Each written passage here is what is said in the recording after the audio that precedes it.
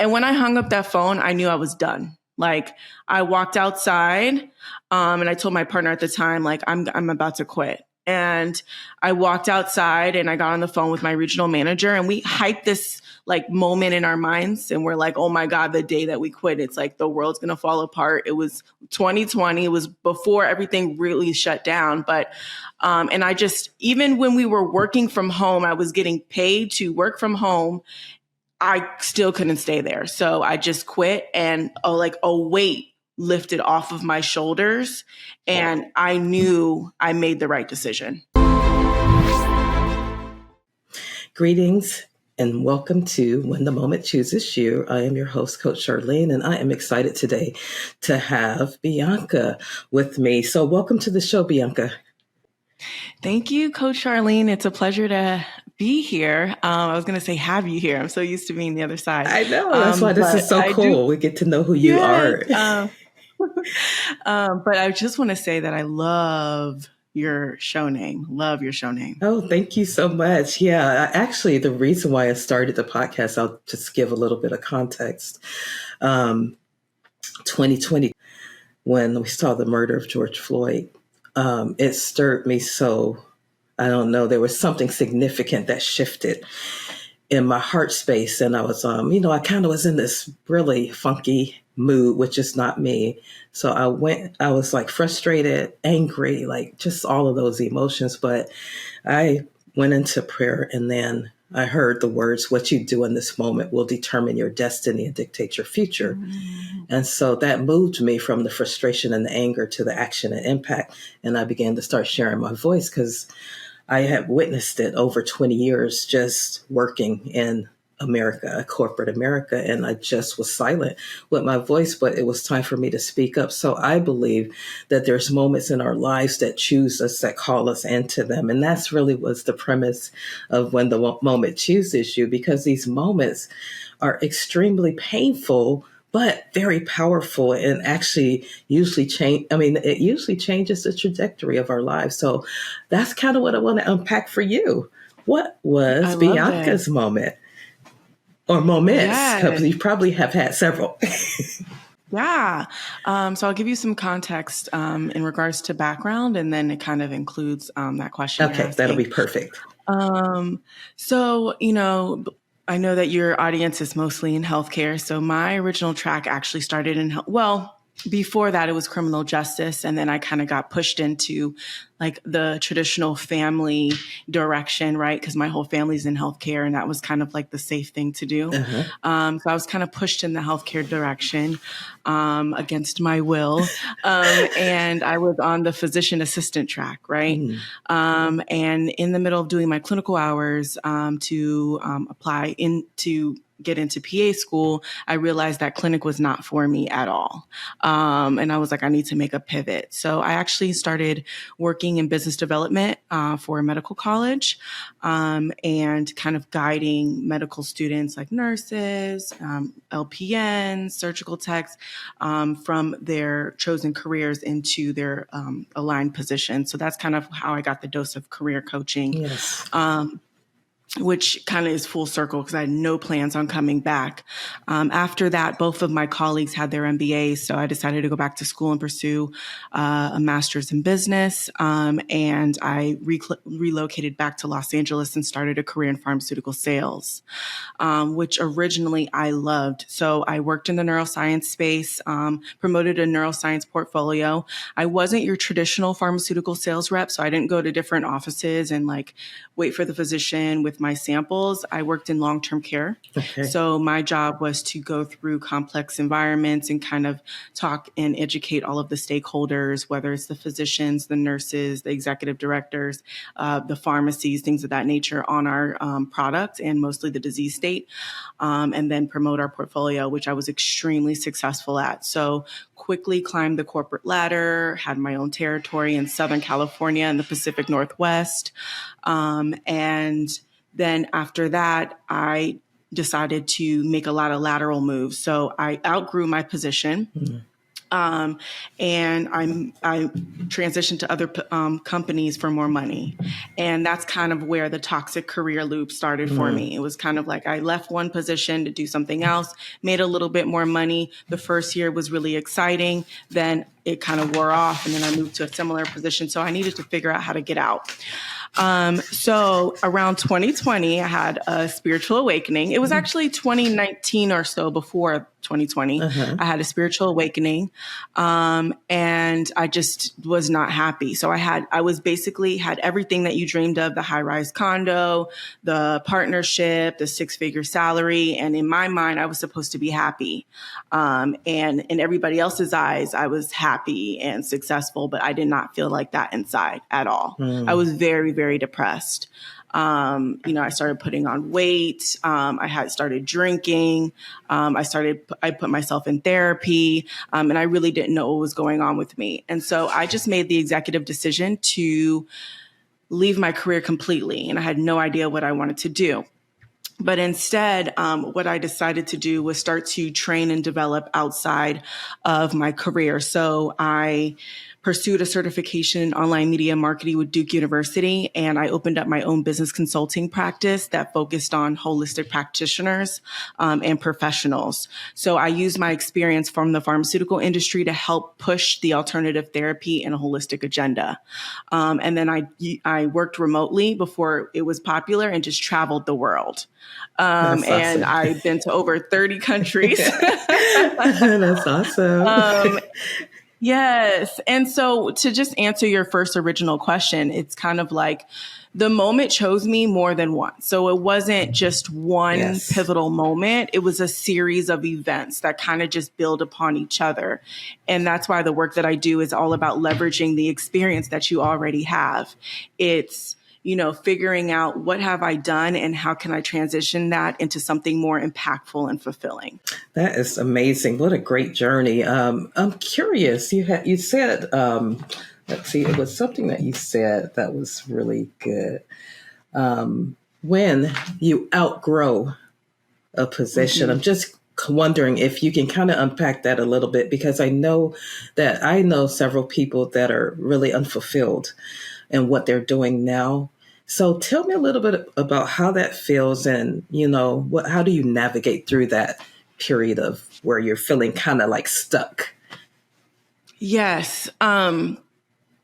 So, the first thing is to acknowledge why you're feeling stuck.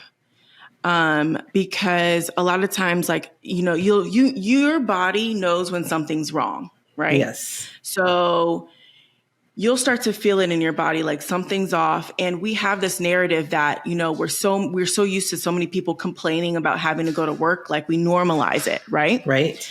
And so first, just kind of really accept the feeling and figure out where that's coming from, right?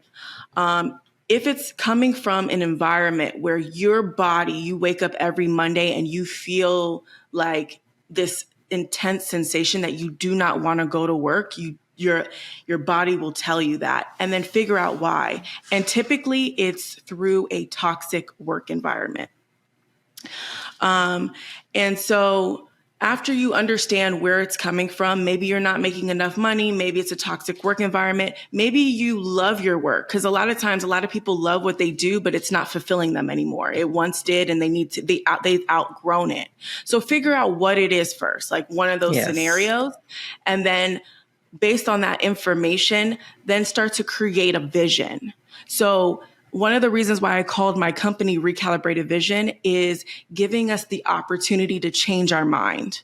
A lot of successful high achievers, they spend so much time dedicated to their education, to their careers, and getting these titles and accolades in this position that they don't know who they are outside of their roles in their careers, right? They identify with it.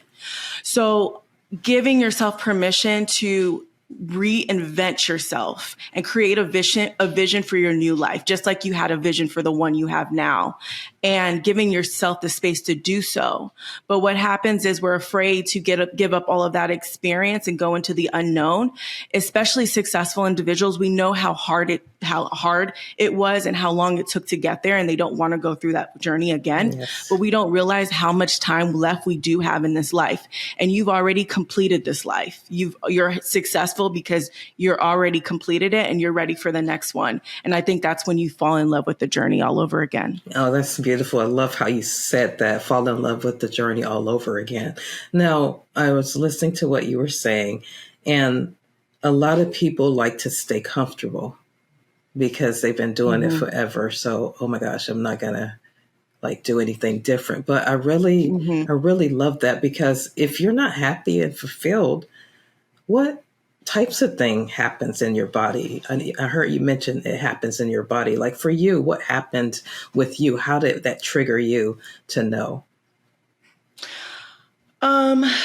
You know, I went through a lot of different things to really accept that I needed to leave. So I tried to do a lot of things that were temporary fixes that weren't working. You know, a lot of people are comfortable in their positions, and a lot of high achievers are making a lot of money to where they're going to have to sacrifice a lot of what, you know, they have or have acquired in order to embark on a new journey sometimes. Yes. And so that's when you have to weigh, you know, what's more important to you, right? Like I mentioned before, I was going through all of these different things to kind of numb what I was going through. I was spending more money, going to therapy. And, you know, therapy is a great option, but it's really about dealing with your past. It's not about dealing with the future. If I knew about career coaching or business coaching, that's the road I would have took if I had to do it all over again. But just drinking, you know, even leaving and going to another position, you know, for more money was not fixing the problem. So Yes. the first thing that people are going to do is they're going to move around to all of these different, you know, remedies until, you know, that feeling never leaves. Yes. And then they're just going to have to make an executive decision to leave. So when that moment chooses me is I was actually in a role, and I answered a business call from one of my colleagues, and the whole time she was on the phone, she sounded like Charlie Brown's mother. I did not care about what she was saying to me. And she was part of the toxicity in the environment that I was in. Yes. And when I hung up that phone, I knew I was done. Like I walked outside, and I told my partner at the time, like, I'm about to quit. And I walked outside and I got on the phone with my regional manager, and we hyped this like moment in our minds. And we're like, oh my God, the day that we quit, it's like the world's going to fall apart. It was 2020. It was before everything really shut down. But, and I just, even when we were working from home, I was getting paid to work from home. I still couldn't stay there. So I just quit, and a weight lifted off of my shoulders. Wow. And I knew I made the right decision. Wow, that's beautiful. So tell me, Bianca, what about barriers? Like what type of barriers did you have to fight through, or have you had during your journey? If you can share some of the barriers. Wow. Most of the barriers, looking back, were barriers that I was putting on myself, things that were really not real. Yes. So, I mean, a lot of the resistance came from within me. It was like, I didn't know what I wanted to do next. I didn't know how I was going to, and I was getting feedback from my colleagues. So one thing about being in your realm, everybody that you're around is doing exactly what you're doing. You can't get feedback from them because, you know, in high paying positions that are very toxic, they call it the golden handcuffs. Oh, yeah. You know, where else are you going to go for this kind of money? And that was the narrative that was being repeated to me by my colleagues. And then even the people that were motivating me to leave and go on my own, because they said how talented I was and, you know, how brilliant I was. And these were CEOs and physicians and, you know, people that were like really cheering me on. Those people were not there for me after I was no longer valuable to them in the current position I was, you know. Yes. So you really had to go on this journey by yourself. So all of the barriers that came to mind I don't believe were really true barriers. It was kind of the mindset that I was in, the realm that I was operating in at the time, and the information that I was consuming. So in order for me to really step outside of that, I had to do a lot of work on my own outside of my position. So getting a certification outside of, sales and to learn a new skill set. I flew to Thailand to go to a digital nomad conference way back in like 2018 to learn about how people were living and working remotely before 2020 and running online businesses. I mean, I purchased courses and coaching programs on how to start a drop shipping business, how to run paid ads, like things that are very like familiar now, but back then they were not. I was only exposed to what I knew. So I just had to do a lot of work outside of the places where the barriers existed. Yeah, you know what? You really hit something there, that inner critic on the inside. I remember Les Brown, he says something like, if there's no enemy within, the enemy without can do you no harm. And so those inner critics, those things that's within us are the ones that keep us trapped. So I really love how you said that. But how did you just like get the courage to just break out and just do it? Because I'm telling you, I talk to so many people, but it's like that moment, like what you're talking about, but you just was like, no, I'm done with this. How did you do that? Like, what was the courage point that just really made you break through? Did you have to believe in yourself more than the challenges? Like, what was happening there? You have to believe in yourself, Coach Charlene. You have to believe in yourself. Everything starts with a seed. It's like a little idea in your mind. So everything starts with a seed, and then you try to figure out how you're going to water this seed and make this happen. Yes. So it's kind of like the temporary fixes. Maybe another job will fix it. Maybe if I start an online business, it will fix it. But that was all just kind of all trial and error. So it's a little seed, and I'm trying to figure out how to make this seed come alive. Yes. Like, what can I do to make this happen? And there was a lot of trial and error. So starting a travel company, like thinking of all these different things that I can do, and I had no idea how to do them. Okay. But then there comes a moment where you know that you can do it. You've already proven that you can be successful, right? But there's just the difference of this path was already laid out for me. I'm going to go on another path that has not been laid out for me. And that's kind of where another barrier transpired for me. But it was when I saw other people doing it that looked like me. Yes. I was like, I'm taking coaching programs, going, meeting people that lived in Thailand, that were living the life that I wanted to live, following other people's journey. Like, YouTube is like fantastic because it exposes you to so many people's lives. And we didn't have that type of access, before, to see that other people can do it. Yes. And I think that's when I was just like, okay, I don't know exactly how I'm going to do it, but I know that there's other people doing this. So it was like that combination of belief and also that representation. Yeah, that's pretty powerful. I remember one of the comments that I heard, I think it was by the late Dr. Miles Monroe, and he said that the first thing that you have to do is to believe in your own significance. Because many times you're waiting for other people to give you the pat on the back, to push, but you have to believe in your own significance. Then you can do those things that you really desire to do. So you definitely are trailblazing the way. That's pretty amazing because you started doing it in 2019 before all of the shut in. So let's hear more about you and what you do. So tell us about your business or your company, whatever you would love to share about that. I'd love for people to know more about it. Yes. So another moment that chose me. So I always say that my calling it's called me more than one time. So the first thing we do when we transition, we try to do something that matches what we already know. Yes. It feels easier for us. It's easier to navigate. It's easier to articulate. So business coaching was natural, right? So I started working in strategy. I even started picking up strategy contracts with larger companies to really kind of fill in the areas of opportunity and the gaps of knowledge for me, because I'm a true sales representative. Like, I have a strong sales background. I'm a salesperson, and I've had to learn how to market.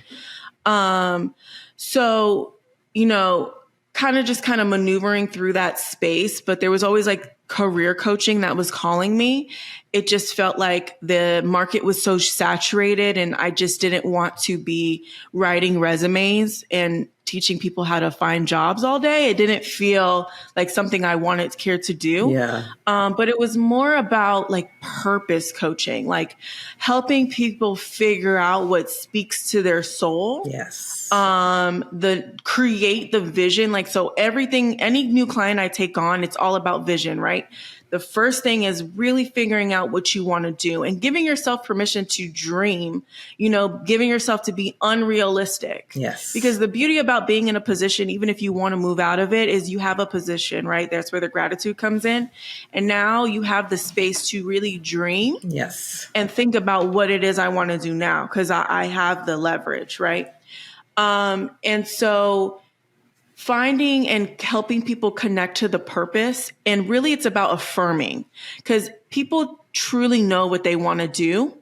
Yeah. I think we just don't know how to go about it. We don't know how to articulate it. If there's never been done before, we can't do a Google search on it and figure out like Exactly. 1, 2, 3 on how to do it. Yes, exactly. So it's like we already have that inside it. So most clients that come to me, they have a vision and we talk around it, but we mostly your vision will come back to where you originally started, that seed that was already planted. And I just help them through the process of growing it. So that's the core of my coaching, right? And I created a coaching program called the Recalibrated Career Academy. And essentially it's just all of the different steps on how to create that vision and how to really peel back the layers throughout your lifetime in your career and kind of connect all of the dots in order for you to articulate it into something new, right? Wow. So that's really the foundational aspect of it.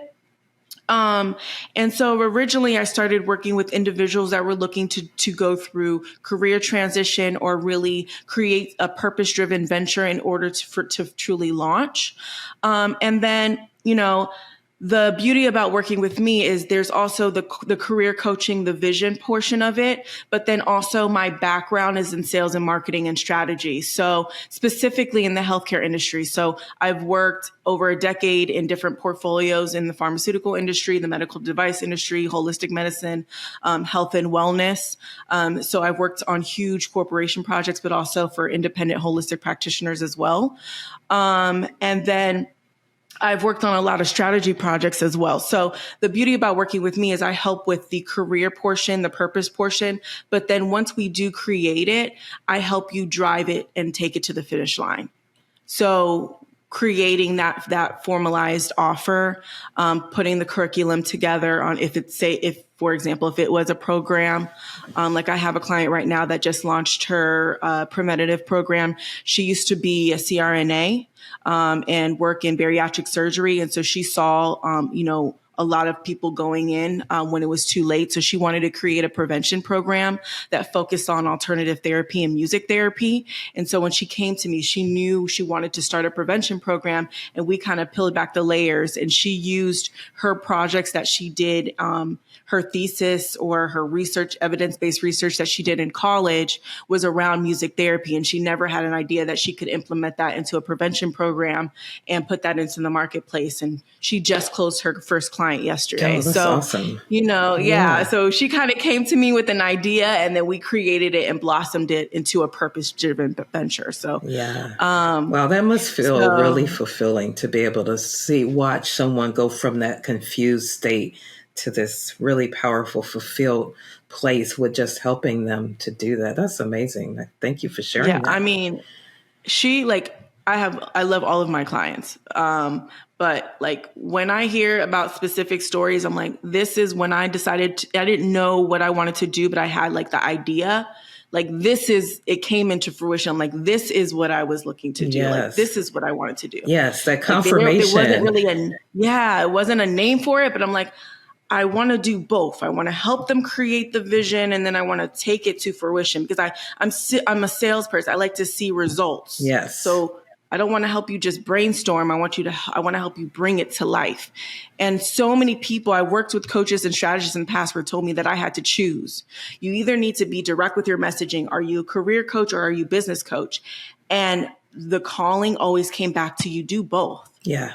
I am so glad you say that, because a lot of times if we listen to other people, then we won't really get to where we need to be. But I think that's so strategic. Like, had you seen that before, someone doing both? Or did you kind of like innovate that on your own and you knew that was right for you? Yes, every single person. Like if I showed someone my pitch deck, or if I hired my own strategists and coaches to help me, and they all said the same thing. They said, when it gets to this part of your presentation, it's kind of confusing. Like, where are we going? Are we doing this or are we doing that? And so I would have clients that come in for strictly business coaching or strictly career coaching. And it was so confusing for me because I would try to separate the two services based on the feedback that I was getting. But the work that I was doing with everyone, there was a combination of both. And then I had to choose to say, you know what, that's what makes me unique. That's my unique value proposition, is that, I do both. I can help you with both. Yeah. And I think it's really powerful knowing that uniqueness that you have, because otherwise you're trying to flex and bend to please other people when this is really calling you to do both. And you're not going to be like the norm. So I love that, because I think your fingerprint is what's making you so valuable, honestly. And so that's great. So on the show, Bianca, I love to ask for 3 wisdom gems. So what would Bianca's 3 wisdom gems be for, I'm going to leave that open for you, actually. The journey, whatever you can inspire us with. Yes. So first and foremost, your calling is something that's always going to call you. That's why it's called a calling. So if you're wondering what it is you're supposed to do next, think about the thing that is always coming up in your mind, and it's a reoccurring idea. That is your calling. So your calling will always call you. So the more you run away from your calling, the more it's going to call you back to it. So one day you have to make a decision to stop running and really accept the mission that you have for this life, right? That part. Yes. Hey, look, you'll keep bumping your head and get beat up until you say yes. Yes, absolutely. The second one would be when you're looking for guidance and support, just remember that someone who is telling you what to do but has never done it themselves is called education. But for someone who is guiding you and supporting you and telling you what to do based on experience, that's wisdom. Yeah. And so absolutely, you have to start making a decision on, do you want to work with someone that can educate you, or do you want to work and receive guidance for somebody who can, support you and provide you with experienced wisdom? And I bring that up because we get a lot of, in this journey, we get a lot of feedback from external sources of individuals and loved ones that want to see us do the best. But they're, and just want the best for us. And they don't want us to see us fail. Right. Yeah. But their definition of failure, the risks that they're willing to take, a lot of times they're projecting that onto us. And so if they saw a social media clip and said, well, no, you should do it this way, just remember that the difference between education and wisdom. Powerful. Is this somebody that is wise, that they've gone through this journey, or is this someone that's just trying to regurgitate information that they've received? And it's both. It's not that they're not valuable, but which one would you rather receive and accept? That is awesome. And the last piece I would just say is, when you're on your path to pursuing your calling, you're pursuing your purpose, understand that it is a lonely vibe. It's a lonely path. A lot of people are going to appear to support you in the beginning, and it's an exciting venture. But as you continue on, you are going to realize how lonely it can get. But just remember that if you are in a space where you do feel like giving up, or if you're worried about when you're in the space of, failure or giving up, know that if you're walking in your purpose and you've answered your calling, that is going to keep you from waking up every day and pursuing it every single day. That's going to keep you motivated, inspired on the path. So just know that the path that you're on, if it's no longer your calling, if you've completed this path and you don't have that zest in the mornings anymore, just know that when you embark on the new path and when you finally do answer your calling, that feeling that you have on not wanting to get out of bed right now, you're not going to have that feeling anymore, because that is actually the only thing that's going to keep you going when you're living in an authentic life and you're pursuing something that you truly love. You know what? That is so powerful what you just said, Bianca, because sometimes when you're launching something new, it's not going to look like what you want it to look like.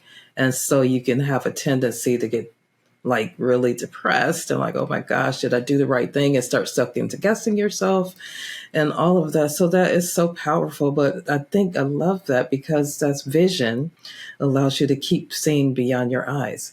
And so that's so powerful what you said, because I think sometimes that's where a lot of people just like give up.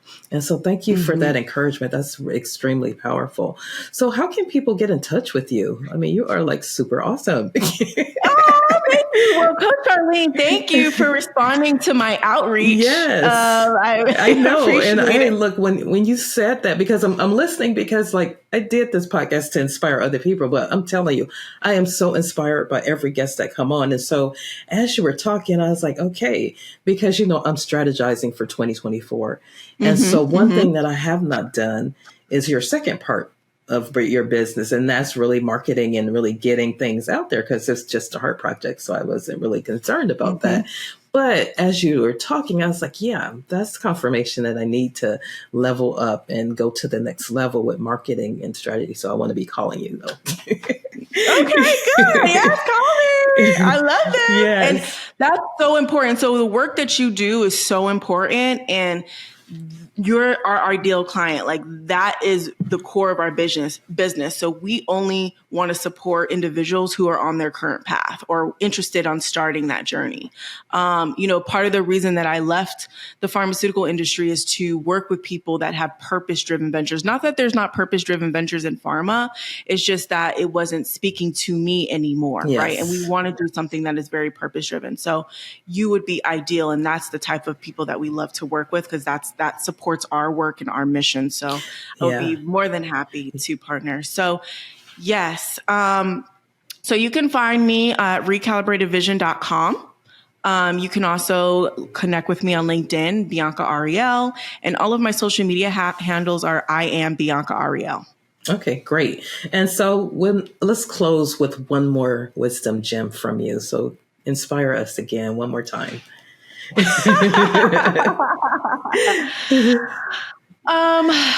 So I want to talk to the multi-talented, multi-interested individual, because sometimes like we have this full conversation around calling and purpose, and it's like, there's so many things calling me. Like, how do I know which one is which? Yes.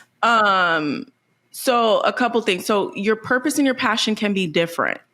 So I don't necessarily want to run a bit. I would love to not have to work and just be walking on a beach and help people uncover their purpose for free, right? But like, we have to work. So my calling, my purpose, I had to create a business out of it, right? So to fulfill me so that I didn't have to work outside of it, right? So that could be my purpose. That is the purpose. So sometimes you could think about what is going to bring you satisfaction. So if you wanted to create a venture that was outside of the work that you did, but didn't necessarily feed you financially, there's nothing wrong with finding a better work environment or staying in your career that, provides you satisfaction, but is not necessarily your purpose or calling. So don't feel the need that you have to leave something in order to, we're talking to the people who know that this is no longer for me. So I think we have this narrative, like we glamorize entrepreneurship, and like if you work a 9 to 5 is like, No, No. there's nothing wrong with working in a satisfying role. Absolutely. And then creating purpose and, and pursuing your calling outside of it. But also feel free to also do things that you're passionate about, because, I wanted to figure out how to do both. I wanted to work remotely and travel the world. Travel is my passion. Like, I need to travel. I coach to travel. Like, I love traveling. So understand that, we're multidimensional human beings. There's not just one set path for us. And that's why I do the vision work. It's like you are in charge of your own life. So if you didn't pick this career, or you picked a career that you now feel like you're changing your mind, it's okay. You have permission to do that. And now you can create the vision in the life that suits you, not anybody else, or not what anybody else is telling you it should be. Powerful. That is a mic drop. Boom. Well, it has been such a pleasure to get to know you and to hear your story. Wow. So I hope you enjoyed the session. I'll have her information down in the description. So make sure that you contact her and to get that. I'm so inspired. I feel so extremely grateful that you're doing this work for our humanity, to be honest, because somebody needs what you have. And so I'm so glad that you came on When the Moment Chooses You, so that you can help other people tap into their moment and take it beyond. So thank you for being on the show. Thank you so much, Coach Charlene. And you encourage me and you inspire me. I believe in alignment. And like I said, I'm not used to being in this seat, and you just inspired me to start telling my story, because I don't get that opportunity option. Oh, awesome. And you are welcome back anytime. Okay. Yeah. All right. Okay. Well, pleasure. Thank you so much. Okay.